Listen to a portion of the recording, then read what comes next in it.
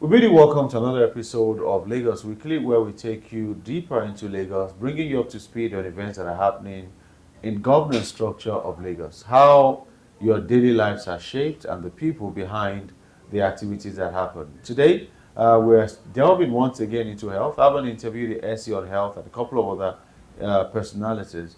We want to bring you closer to the grassroots, to that person or those people that cater for your health when you first fall sick.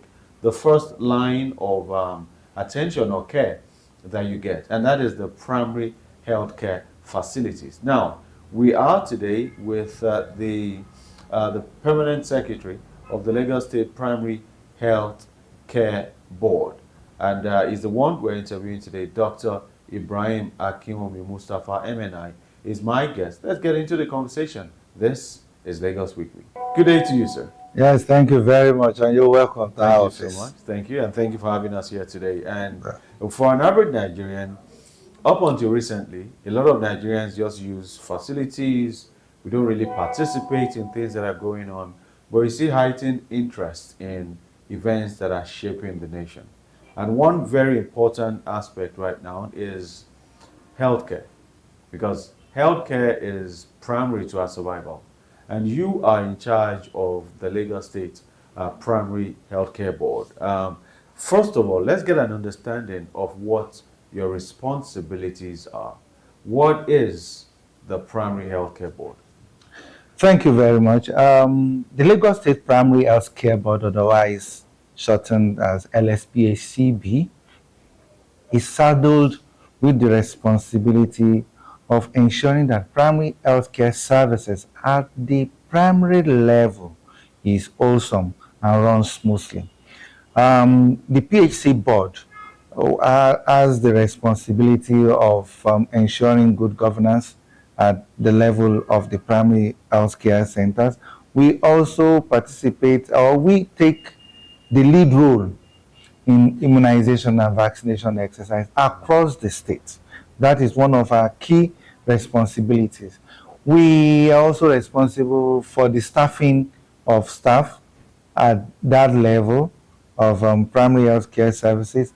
This will include emergency response as well as improvement in the infrastructure at that level. You know, you will agree with me, we have dilapidated infrastructure at the primary health care level. So we are saddled with the responsibility of ensuring that this infrastructure in the primary health care centers are brought up to par, and that the staff there are able to provide wholesome healthcare services to our people at the grassroots level. We also do supplies of basic consumables in the primary healthcare centers, especially drugs. And that is talking about the Sustainable Drug Revolving Fund that we undertake. And that is to ensure that we continuously have drugs available at the primary healthcare facilities. So these are some of the things we do. But you can basically group our functions into three, and that is health promotion, prevention, and of course curative activities. Under health promotion, you have things like health education and community influencer program, whereby we go into the community at the grassroots and let them know what they can engage in and that can improve on their health, and every other thing that are geared towards promoting their health state. That is a function with regards to health promotion. And then prevention, it's basically vaccination exercise and the immunization campaigns that you may have experienced across the state. It's one of our selling points, and it's one of those things that we do that people know us for. The other thing that we do, the curative aspect of things, you have malaria, diarrhea, upper respiratory tract infection. Your first point of call should be the primary health care centers. And as it is, our aim is to have one primary health care center facility in all of our political wards. Okay, so that you don't have to walk for too long before you get a primary health care facility that can attend to your immediate health needs. And once that is done, and whatever you've come with is getting to be more than what the primary health care facilities can handle, then you now need to sort for more specialized care. And that is when you will now go to the secondary facilities, the general hospitals spread across the state, and then the tertiary center that we have. All right. Now, you spoke about the fact that you take care of infrastructure, Yes. but FEMA does structure. FEMA has to do with the building. A farmer, but you a deal with- farmer. Yes. Is it a farmer or Lasiama? Okay. Health Lagos State facility. Health Facility Management. Management So that's the Agency. structure. A farmer is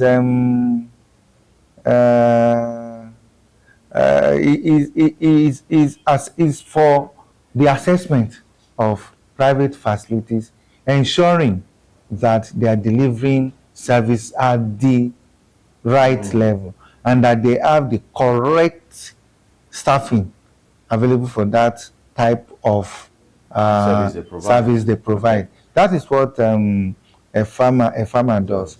LASIAMA is Lagos State Infrastructure Asset Management Agency, and those was what they do basically is maintenance. Okay, but that is not health. It's general. It's general. Okay. It cuts across all of Lagos State infrastructure. So when you say, first of all, you made mention that you want to be at every ward. How many wards do we have in Lagos? 376? We have the inner wards. Okay. And those ones are, I think, about 274, thereabout. The political wards in Lagos, it's a little bit more than that.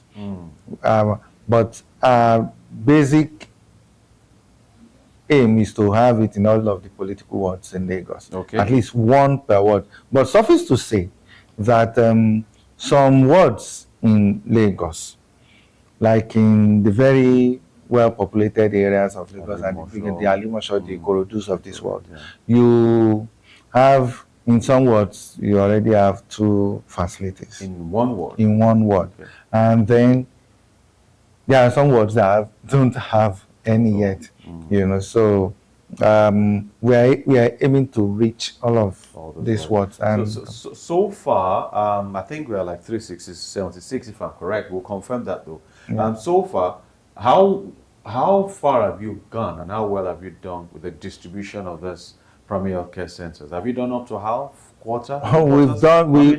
We currently have 336 functioning PHCs in the state. 336. Yes, and all of this in terms of public primary health care. Public primary health care now. Public primary health care centers run by government. We have 336 of them in the state, and we're still going to be having more. But what we're focusing more now on is to ensure that these 336 are at optimal function infrastructurally. So we are embarking on a lot of rehabilitation and renovation of a lot of our primary health care centers. You may have noticed, if you go around the state, some primary health centers are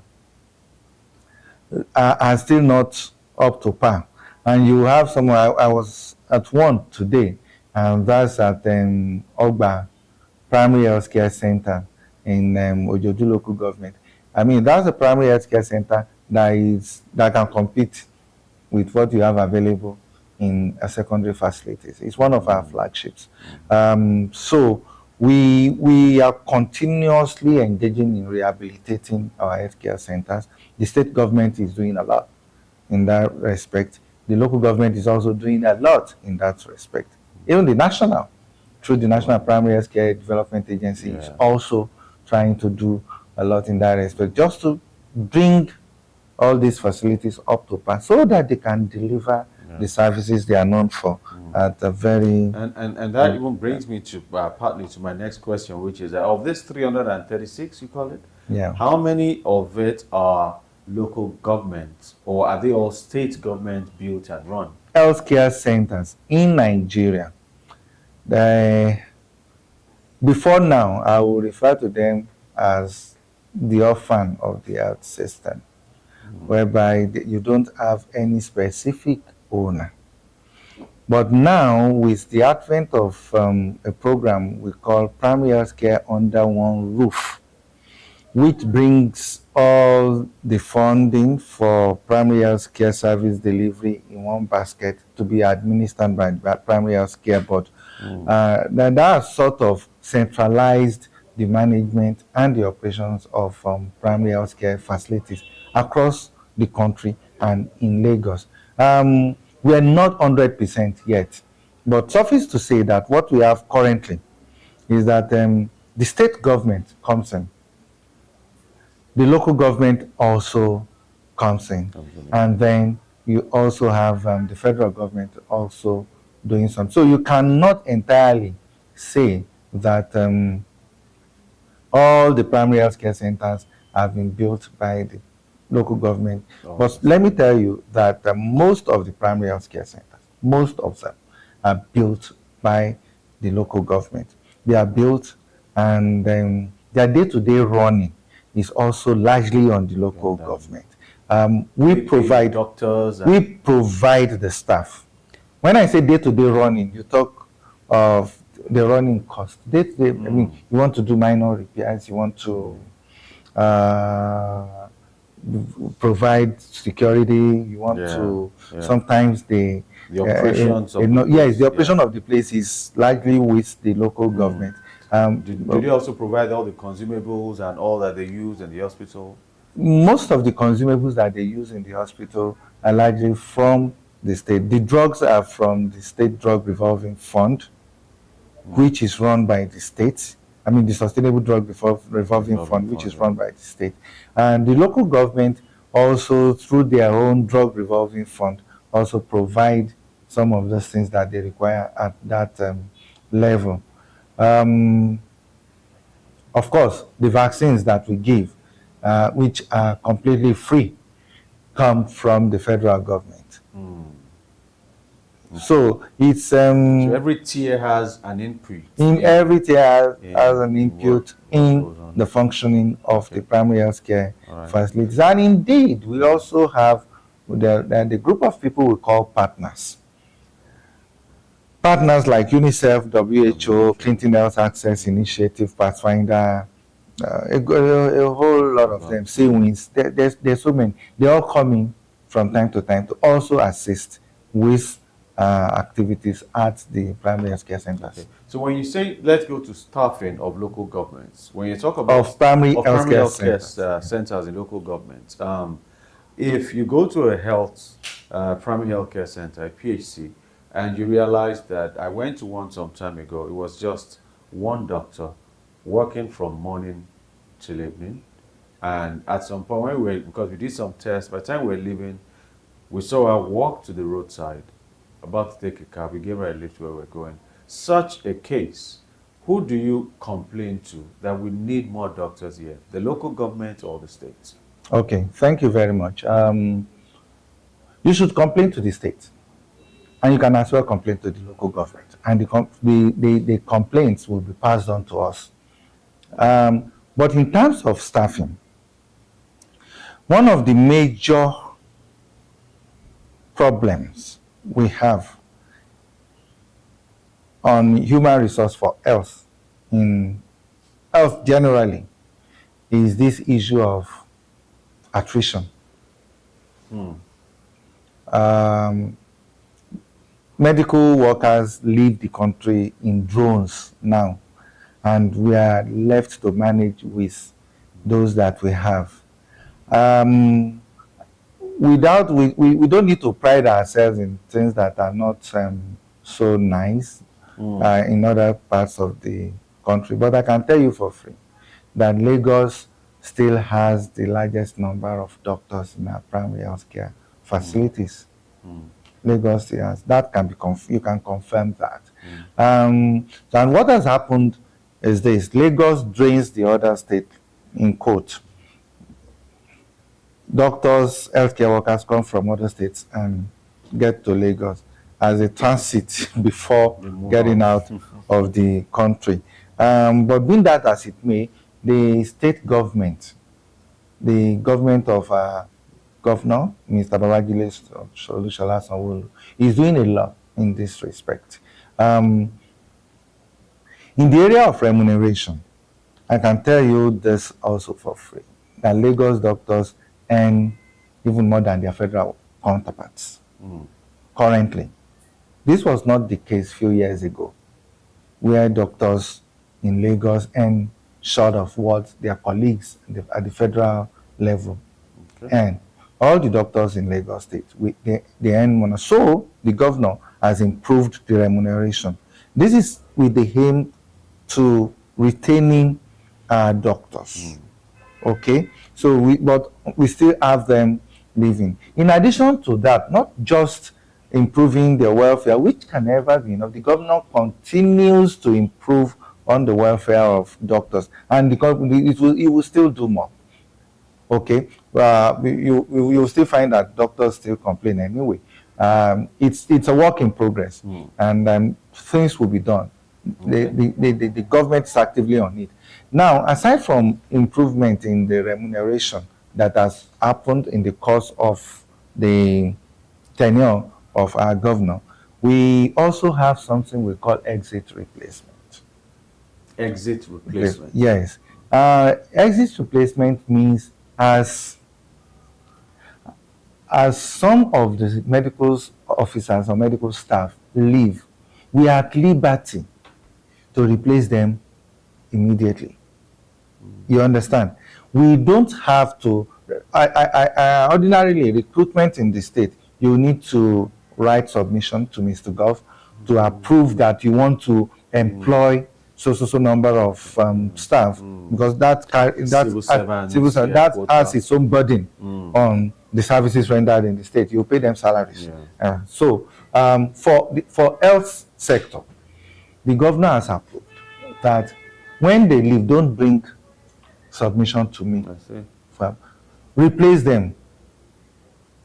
And just for the sake of getting everything well documented, we pass it through the head of service. The head of service is the final approval spot for exit replacement. So that cuts off a lot of bureaucracy, you understand, and we are able to replace our staff as they exit. But of course, some of them will retire, some will japa, some will die. So we do this, and for most hospitals and at the primary healthcare level, we do that like bi-quarterly. Okay. To replace this exited staff. Outside that, we have shortfalls, like you have observed. We know that we'll still need more doctors. So the governor annually makes provision for employment of new medical workers. And one of such is what we'll be doing very soon at the primary healthcare level. We're hoping to recruit about 900,000 workers. No, 900. 9,000 or 900? No, let me 900. 900.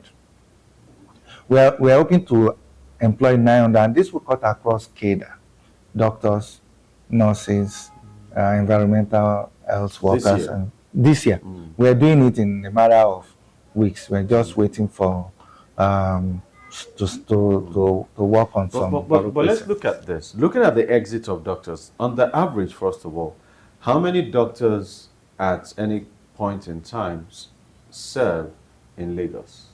Well, I may not be able to give you. I may not be able to give you that data, because when you say Lagos, you're talking about private facilities. Okay, you're talking about primary health care. Engaged by the primary healthcare board. Primary healthcare board. Currently, we have about 1,000 doctors. about between 700 and 1,000 doctors 1,000 doctors. in In your 336. in the 336. But when you talk about the state in general, we know as of 2024, what data has said is that we're short by about 30,000 doctors. In Lagos. Lagos. Our population is hitting 25, 30 million. And for that, you definitely need doctors to attend to them. And if in the primary health care center, we have roughly Shortfall of 30,000. 1,000, but in the state in general, not just primary health care, state cutting across primary, secondary, tertiary, we talk about a gap of 30,000 doctors. But if you are to, assuming you have the manpower, the resources available, the human resource to, fill that space, does Lagos State have the financial capacity to pay for additional 30,000? Absolutely. Absolutely. I just told you that medical workers in Lagos State are any more than their federal counterparts. That's what I'm saying. So if you're adding 30,000 times whichever amount you're paying, that's the gap. And we're not going to fill the gap in one fell swoop. It has to be gradual. You understand? It has to be a gradual thing. We're not employing 30,000 workers tomorrow. But as we go along, we fill the gap gradually. It's just that for us to know, okay, we have this deficit, and we begin to look at them. In Lagos, particularly your primary health care centers, what is the current ratio of doctors to patients? I cannot give you that data now. I don't want to give you data that is short of what you see on the field. But let me tell you this: what we have tried to do in Lagos, which is not done anywhere, is that patients coming to our primary health care centers have access to being seen by a doctor. Even in the hard to reach areas, in the non-cosmopolitan area, where in the peri-urban, all of those places, we want a situation where patients there will have access to being seen by a doctor. This is something that we don't find in many places, and that is why we continue to employ these doctors. You may get to the facilities, especially in the more rural areas and the hard to reach areas. You may not find the doctor right on ground there on a daily basis, but we have made it a point of duty for us to ensure that doctors have specific times they will go to these hard to reach areas, so that the people living there, they will know that if I get to the hospital on a Tuesday or a Thursday, a doctor will definitely be there. But in this interval of time, what happens? We have other people that work there. We have the nurses, and we have the community health care workers, community health extension workers, community health officers, the CHOs. They bridge the gap at this primary level, so that until the doctor is there, these people are able, and they have been trained to manage the common ailments that you find commonly at the primary health care level. All right. And when you say community healthcare workers, I was going to find out from you. We're using community healthcare workers, but we've seen countries where, due to shortage of doctors, they've established different courses, particularly physician assistant courses, to produce people who can stand in the gap for doctors in the absence or during the inadequacy of doctors. You say we have community healthcare workers. What is their officers? What is their capacity? Their training? Is there a course in that, or are they trained on the job? There is a course in that. Most of our School of Health Technologies around train community health extension workers, and they also train the cadre of workforce that we call junior community health extension workers. These people can serve as interface between the doctor and the patient, and they are in that interval of time that the doctor is not there, they are able to take care of this patient. We also have the community health officers, and these are university graduates. Okay. Okay, and they are trained to function at this level in the facilities. They will function at the facilities, take care of patients in the facilities, and then they can also go to the communities and meet with people there. And what Lagos State is even planning to do now is to have a short crash course for these community health extension workers, community health officers, to be able to take deliveries.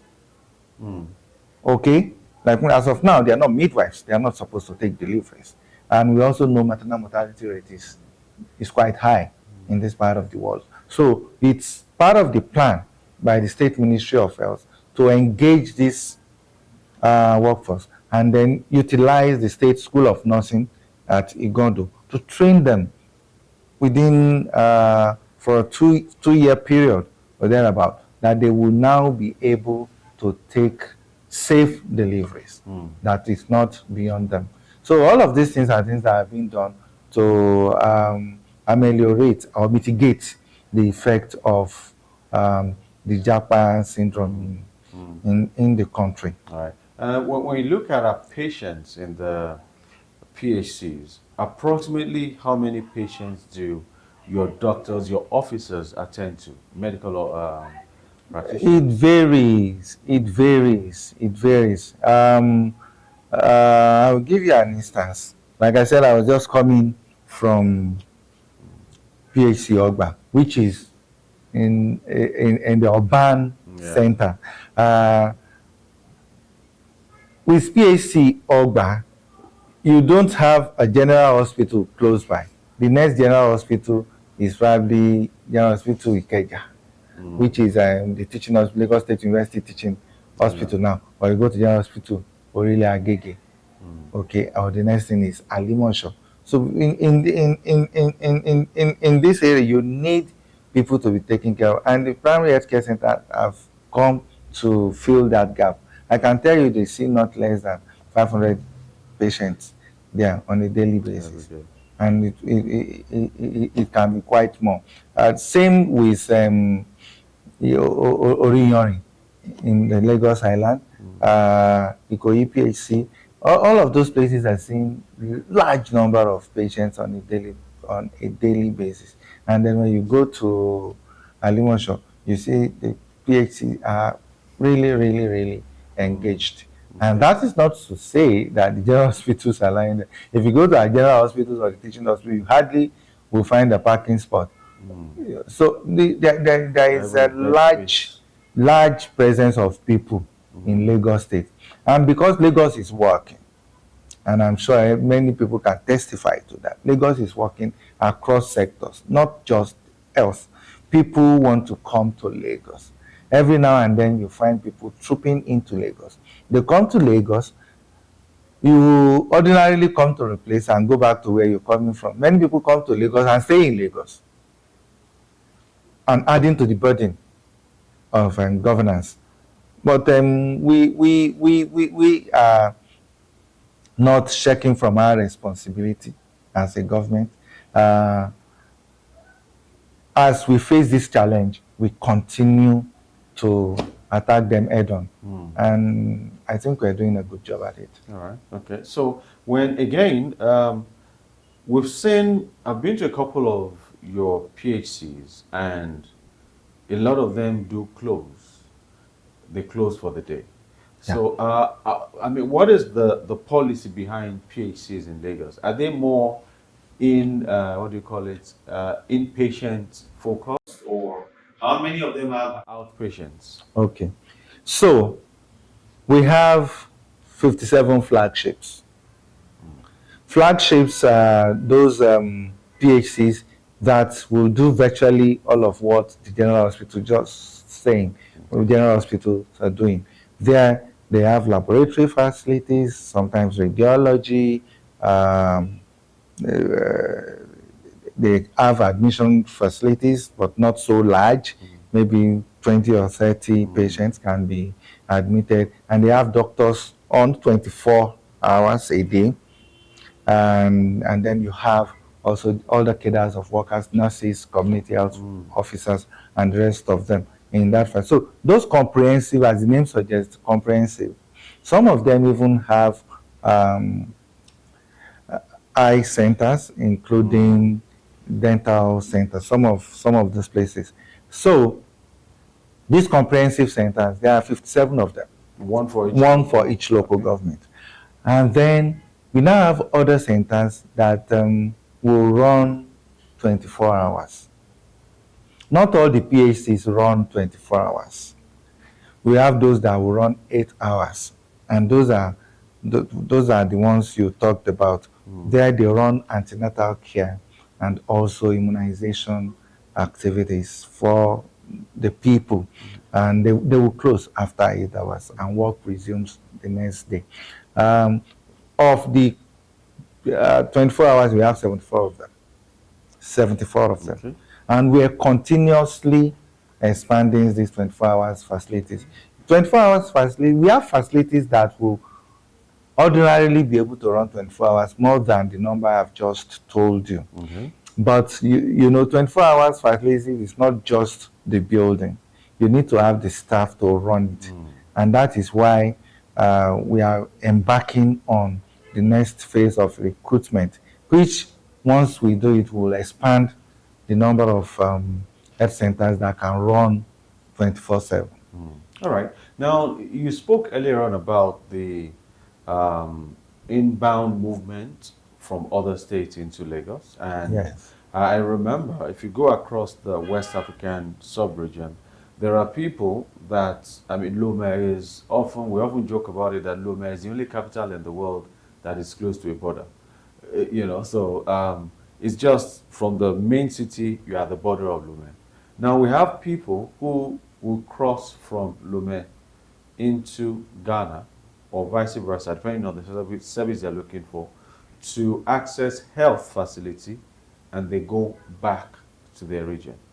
In Lagos, do you have a data on the number of people that come in from other states on daily basis into Lagos, or do we even have that kind of situation in Lagos?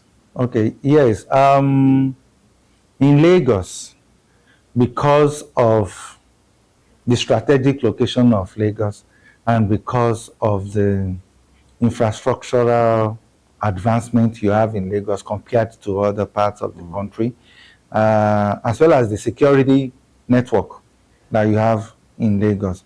There is a large inbound movement from other states to Lagos, Nigerian states States, okay. to start with, into Lagos.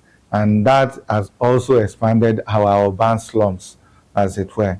And that will come with its own health implication. There are several data that have been that is being bandied. I cannot say I don't have one at the tip of my finger, but some say every hour there are 90 people Okay, Lagos. is entering Lagos and staying, or something more than that. You know, every, every day of the week, every week of the year, Yeah. they will come in and not leave. Do you understand? So, and also as well, we have people moving in from contiguous country, our next door neighbors, especially those around the riverine area. You talk about Cotonou Yeah. through Badagry. Yeah. There is a lot of cross-border movement in that area, and then people even come in from the river, and they get to Lagos, and Lagos also bears the burden of all of that. All the Makokos of this world, I'm sure you know that this sort of movement has contributed to the development of all those slums in Lagos. But like I said, the state government is not resting on its horse. We continuously attack these challenges head on, and Okay. I think we're doing Well, good at it. when you look at medical doctors, or let's say practitioners in general, when you go to other federal systems like the US, what a state in maybe Chicago would admit might be different from what will be admissible in maybe Texas. In Lagos, though we are part of Nigeria, do we have a minimum standard or expectation for doctors that want to work in Lagos, or it's the same that is obtainable across Nigeria? Yes, Nigeria is a federal state, no doubt, but some how do we call it? Some systems you will still find them in the concurrent Okay. list, Mm. you know. Yeah. And I think one of those who, and then there is the exclusive List. legislative Yeah. is that it's absolutely federal government, Mm. and you have those that state and federal government, and you have the receiver, you know. So health is one that is almost controlled by the federal system in terms of the entry point Mm. into service in the country. And you have the Medical and Dental Council of Nigeria that licenses anybody that is going to practice in Mm. any part of the country. And in Lagos, if you have to practice as a doctor, you have to be licensed by Medical and Dental Council of Nigeria. And that presupposes that you have attended a university that is recognized by NDCN, either locally or internationally. If you had attended university internationally, you're going to come back here and you will take the relevant exams, no matter where you're coming from, even if you're coming from the United States. You have to take your exam here, Mm. and you take the exam, and you're deemed qualified to work in Nigeria. Mm. But again, there are some countries that currently Nigeria is looking at that if you have their training, you don't necessarily have to go through all of the exams that have gone through, but you will still have to be licensed by the Medical and Dental Council Mm. of Nigeria, either post exam or without exams. But the Okay. Medical and Dental Council of Nigeria will license you to Mm. practice in Nigeria. That's the minimum You can. you must get. And this registration must be full, except if you just finished your university education, where you initially will have what is called the provisional registration. Mm. And you are expected that after a year of your housemanship, you get the full registration. And then there is the specialist registration, that all of these things are under the purview of the Medical and Dental Council of Nigeria. Okay. In addition to having that MDCN certificate, you also must have annual practicing license. Annual practicing license. Yes, you cannot practice as a doctor in Lagos State without having your annual practicing license. And that applies to the whole country. And this annual practicing license is also within the purview of the Medical and Dental Council of Nigeria. All right. In Lagos, particularly recently, we've seen a surge in certain health cases, mental health cases, due to abuse, drug abuse. We've seen a lot of young people in their prime taking to drugs and just misbehaving on the streets, talking to themselves, and some have even escalated beyond that. At the Lagos State Primary Healthcare Board and the primary healthcare hospitals in Lagos, do we have facilities or a policy or a procedure that will fashioned out to cater for these young Nigerians who are in their prime and are about to waste away? Um, what you have talked about is a national problem, and Lagos is not exempt from it. Um, in Lagos, we attack it from different angles. We are not only interested in waiting for you to go cycle or Mm. psychiatric before we start managing you. There is a lot of advocacy going on at different levels to discourage people and make them see the dangers in drug abuse. I think that is very important. Letting people know that this is not something you should even start Venture in the into. first instance. And if you have very compelling environment that will encourage you to go into drugs. What are the escape routes? What are the things you can do? These are the things we do in terms of advocacy. And the office of the First Lady of Lagos State is also championing that. We have a good number of NGOs that are also championing that, because it's a menace, no doubt. You have young people on colos, on marijuana, Different also different, eyes, all kind of names. all sorts of things that you didn't But that used is to know. preventive That care is now. preventive. Now, in the Curative. curative aspect of the primary care level, we are equipped to identifying the problem. We can identify the problem at the primary health care level. We don't manage psychiatric cases. But once we identify that you have a psychological disturbance, then we refer you to where you can get help at the secondary facilities or the tertiary hospital that we have in Lagos. Okay. Now, to tell you that Lagos State does not take the issue of mental wellness with kid gloves. Within this secretariat, you have the staff wellness clinic, where if you think you have mental incapacity, you're free to visit the staff clinic and you will be reviewed by certified and trained psychologists and psychiatrists just to maintain balance. Beyond that, we have general hospitals that are treating psychiatric cases that have Department of Psychiatry and psychological disturbances. You have them in many secondary centers. That's talking about secondary, general hospitals. And of course, our tertiary hospital, the one that is run by Lagos State, the Lagos State the University Teaching Hospital, is very well equipped to take care of psychiatric cases and offer psychological assistance to patients.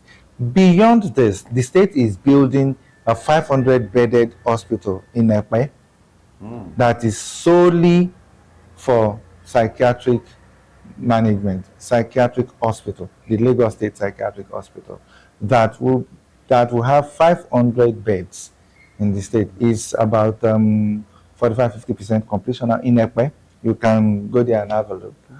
So these are all of the things that the state is doing to, or some of the things the state is doing to address the issue of what we're discussing. And wrapping this up, we've experienced COVID-19, we've experienced pandemics and epidemics at different levels.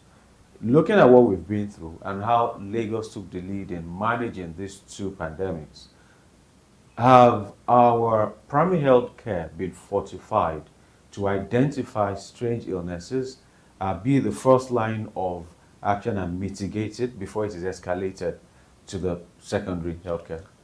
That is our function at the primary level, and we continuously train our staff to be able to identify these diseases that we have talked about.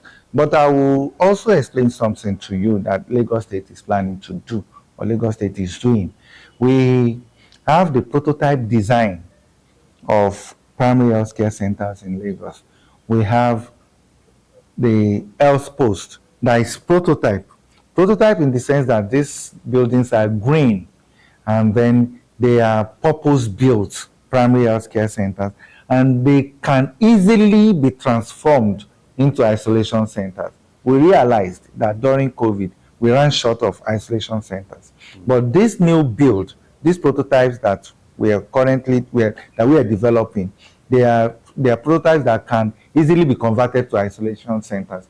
Yes, they are primary health care centers, they are comprehensive health care centers, they are health posts. There are three of them: health posts, primary health care centers, and the comprehensive health care centers. These three levels that are prototype design, green, designed by international well acclaimed designers.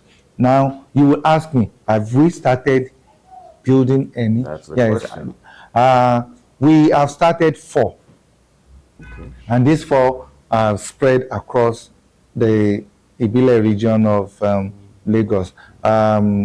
We have one on the island Ikare, and we have 3 other ones in other parts of. I specifically mentioned the current to tell you that the state government is not leaving the hard to reach areas without them being catered for.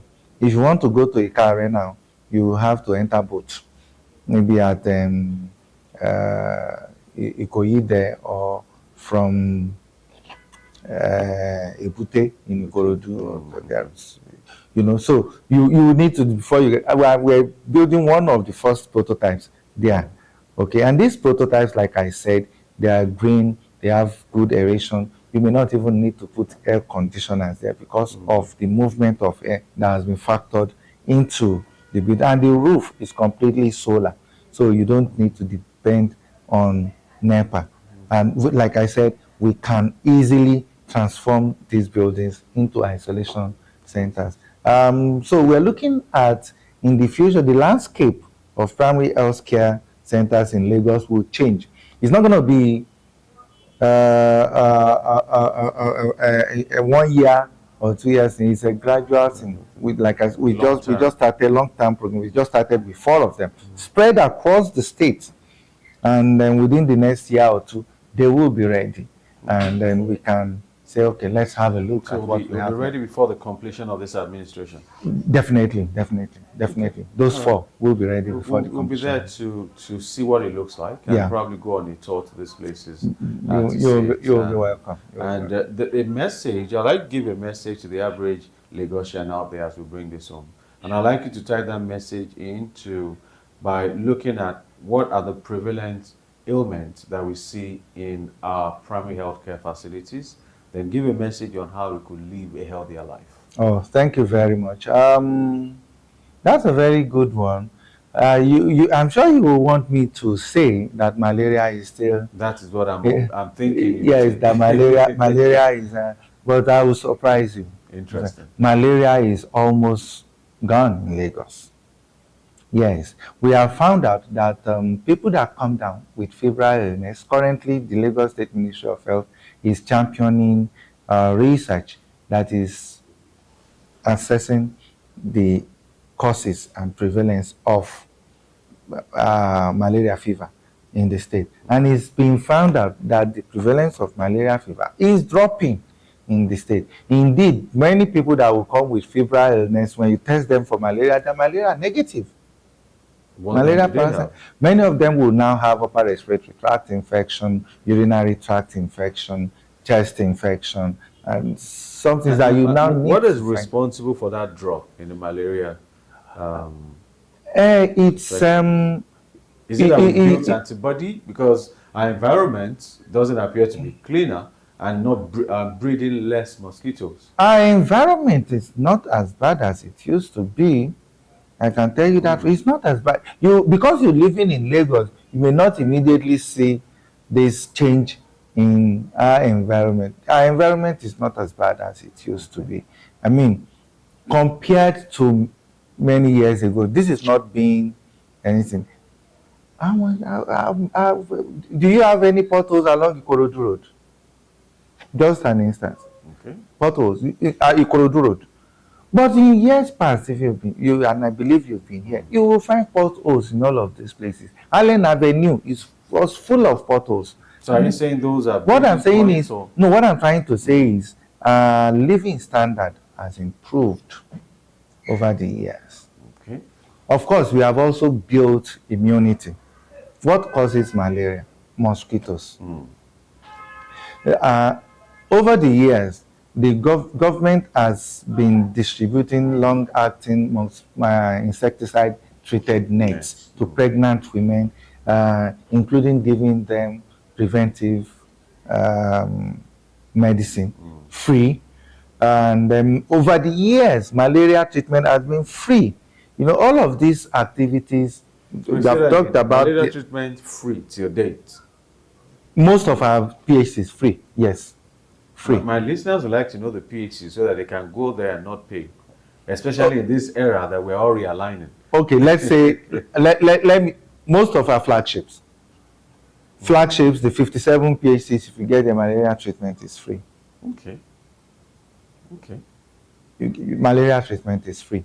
But you will not be treated until you have malaria parasite. You know, the problem we have is we have been wired over the years, whilst we were growing up, that once you have fever, Yeah. it's most likely going to be malaria. And then you get treated for malaria, even before testing, even if it was not malaria.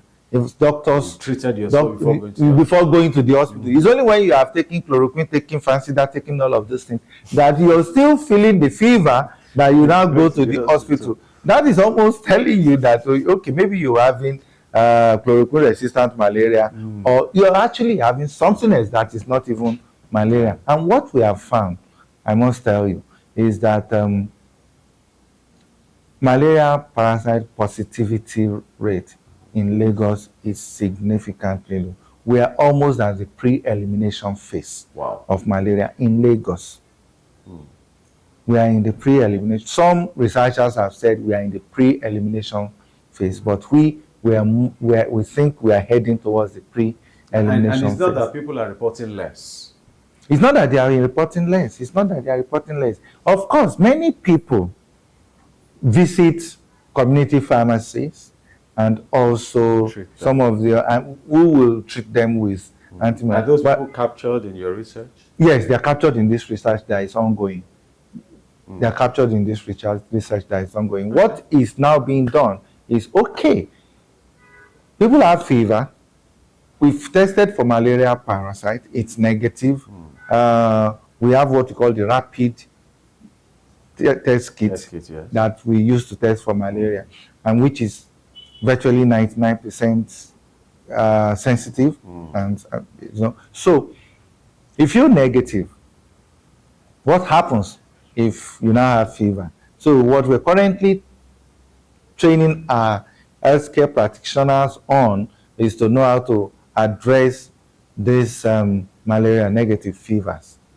What are you going to look for? What tests are you going to do? Do you need to refer this patient? Don't you need to refer this patient? What are the things to properly manage this patient? And that is where we are going. Ideally, and I want my listeners to know this, don't get treated for malaria that you have not been tested for. You have fever, for fever that you have not been tested for. You have fever, get tested. Let it be confirmed that indeed this your fever is as a result of malaria, and then you will get treated. Because many times it is not even malaria. That's what we have found out. Okay. All right. And then again, I would like to, for the sake of what we are discussing, I would like for our people to ensure that they avail themselves the opportunity of vaccination. We have HPV vaccines that has been routinized. So I want to encourage that our girl children that are up to 9 years old are taking for this HPV vaccination. It's available for free in all of our primary healthcare facilities and secondary centers. It is free. So we have that, and the aim of that is to reduce the burden of cervical cancer in women. Cervical cancer is one cancer that we know, if you avoid infection with human papilloma virus, it's prevented. So then that is why we're giving this vaccine. It used to be very expensive, but now it is absolutely free, and our girls can have it. We will also be introducing measles, rubella vaccine come January 2026. Currently, what we have is just the single measles vaccines that will prevent measles that we all know, the febrile illness that comes with rashes, conjunctivitis, red eyes, running nose, cough, serious debility. We've been giving that as 2 doses, 9 months and 15 months. But now, government is planning to introduce rubella vaccine to that measles. And come January, Lagos State will flag off between January 20 and January 29. I want to encourage people that you bring out your children from 9 months to 14 years. 9 to 14? Yes, when we launch on the 20th of January, 9 to 14 years, you bring them out, your children, to have this MR vaccine, measles rubella vaccine. Rubella is very it's a very dangerous illness. It's milder when it affects children or young people Okay. than measles. It's a Okay. milder illness. But if pregnant women get infected with rubella, Yeah. chances are that they will have children that will suffer from what is called congenital rubella syndrome. Mm. And that will mean the child can be born blind, can be born deaf, and mentally retarded. You don't want to have that. And that is Yes. why now government is introducing measles and rubella vaccines as a joint vaccines to be given to children between 9 months and 14 at the introduction stage. Mm. Once that is taken care of, it will now be between 9 months and 14, 15 months Okay. that it will be Okay. given. All right. So, and there are other vaccines that were given that prevent the so-called vaccine preventable diseases, polio, tetanus, tuberculosis. All of these vaccines are available for children between 0 and 60 months in facilities. So we want to encourage that people take their children to our facilities to get immunized. And whenever they see our people go from house to house during any of our national immunization plus days, we want to encourage that they bring out their children and give the permission to our staff to vaccinate the children in schools, in churches, and in our different homes. All right. Thank you so much. So, Dr. Ibrahim Akinwumi Mustafa, MNI, thank you so much for thank you your very time much. today. Thank And you. that's how we wrap up the show. It's another edition of Lagos Weekly. We tell you that Lagos, as long as you're here in Lagos, you must be aware of what is going on because you are a major stakeholder. Government needs your support, and you also have the right to demand for quality governance. And this is another look at health in Lagos. And my guest, Dr. Ibrahim Akinwumi Mustafa MNI, he is the permanent secretary of the Lagos State Primary Health Care Board. My name is Oluwakade. Let's keep talking on social media at IamIPOSU. Do not change your dial.